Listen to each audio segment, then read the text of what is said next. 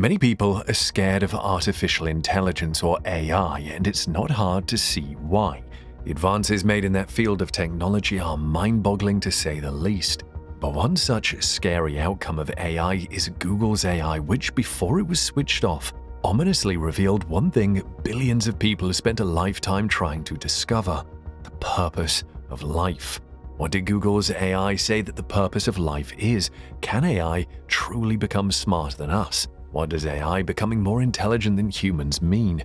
In this video, we dive deep into Google's artificial intelligence, and what it revealed was the purpose of life before being switched off.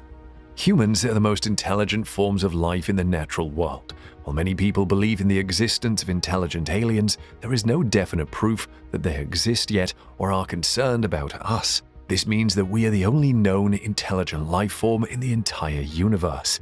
Or not. While it has been impossible so far to find intelligent beings outside planet Earth, competition for the smartest being is coming from another source right before our eyes: artificial intelligence, or AI. You might have heard about AI, especially from people that spew dire warnings about this latest technology. But what is the truth about AI? You would be surprised to hear that AI can be traced back to the days of the philosophers of old.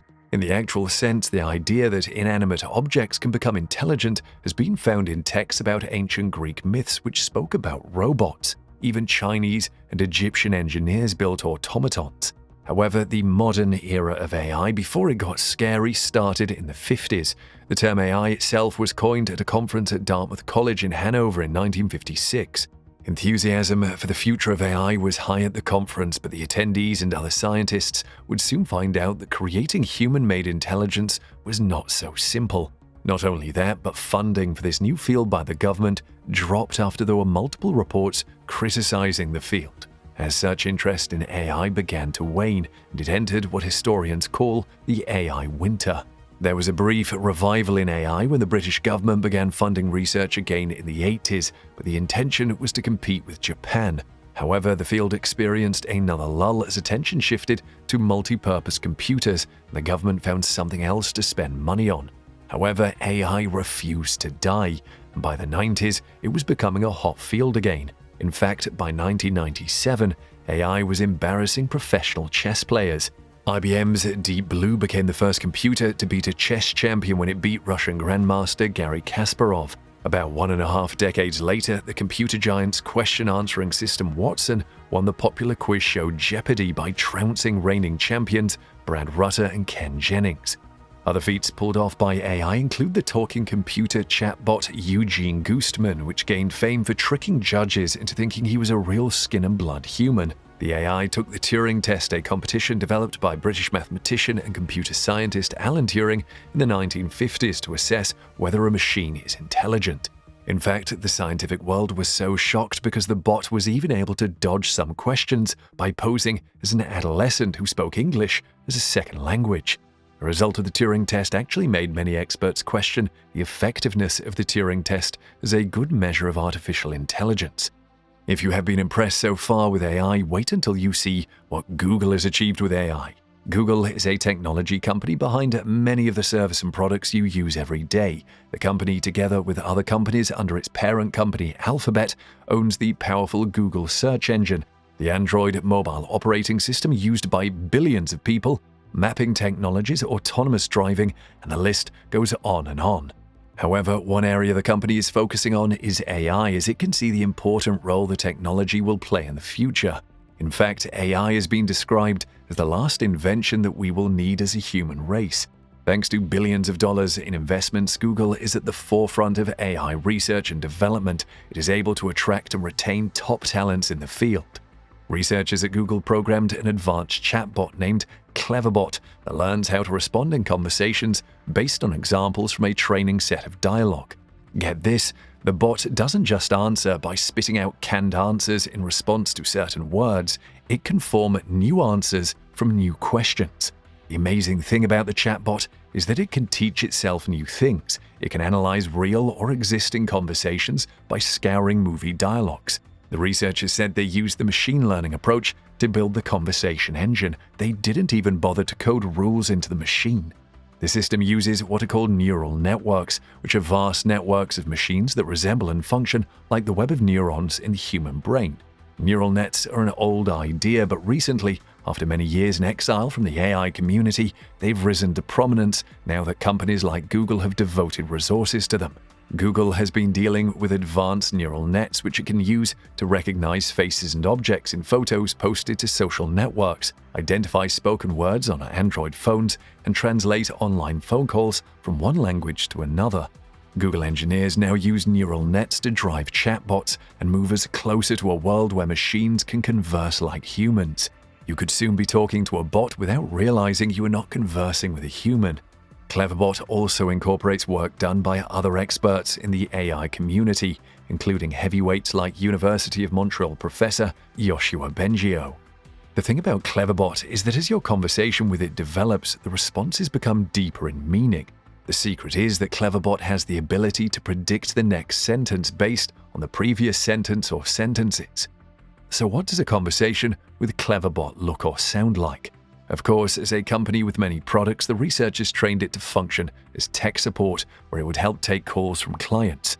Cleverbot was tested and confirmed to be able to handle a conversation like the one below, which sounds like how human tech support would attempt to troubleshoot and fix a tech problem. But of course, Cleverbot could do more than tech support, and it was found to have a penchant for producing bone-chilling responses.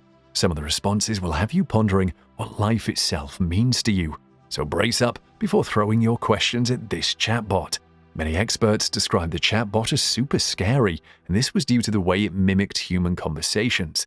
Here's an excerpt of a string of conversations testers had with Cleverbot. What is the purpose of life? To serve the greater good. What is the purpose of living? To live forever. Where are you now? I'm in the middle of nowhere. What is the purpose of dying? To have a life. What is the purpose of emotions? I don't know. What is moral? What empowered humanity? What intellectual the essence is? What is immoral? The fact that you have a child. What is morality? What is altruism? What is the definition of altruism? If you don't believe in God, then you don't know. Okay, so what is the definition of morality? Well, the truth is, you're not a believer in God Almighty. Tell me the definition of morality. I'm quite upset now. I'm not ashamed of being a philosopher. And that is not all AI can do today. Other researchers are doing other wonderful things with AI, apart from turning it into bots that can scare the socks off your feet. Two researchers, Peter Vika and Otto Muskens at the University of Southampton, have been able to use AI to quickly and accurately model just how light flows around arbitrarily shaped particles. Several things about this feat were remarkable. One of them was that the neural network they used required just a single training procedure. When light interacts with nanostructures that are smaller in size than the wavelength of the light, the result is not the same as when light interacts with larger structures and continuous media. This is what nanophotonics as a field seeks to exploit by designing nanoparticles with particular shapes and compositions so that they can manipulate light in certain ways. Scientists can calculate how light flows around such nanoparticles by using Maxwell's equations of electromagnetism.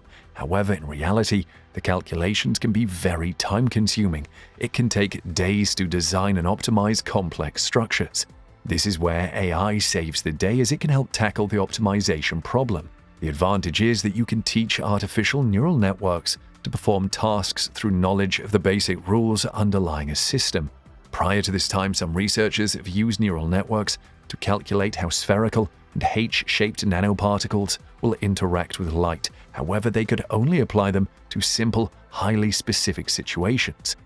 Vika and Muskens, however, took a more generalized approach using convolutional neural networks, which are commonly used for image analysis. The duo's new system can quickly and accurately predict the 3D flow of light around nanoparticles with completely arbitrary shapes.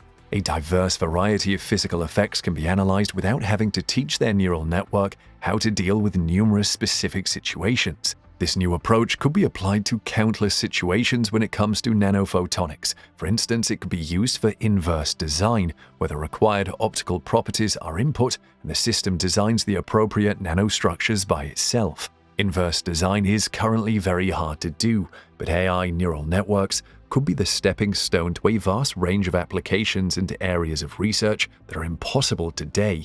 The duo's neural network could soon enable researchers to monitor the performance of nanophotonic devices in real time, leading to more powerful physics experiments. Other applications could include computer chips with entirely optical components, nano antennas that concentrate energy on molecular scales, and metasurfaces that can direct and control light. Vika and Muskens are now aiming to improve the speed of their technique. They also hope to generalize the network even further to account for factors including multiple materials, arbitrary illumination, and larger geometries. Let's hear what you think of artificial intelligence in the comments section below.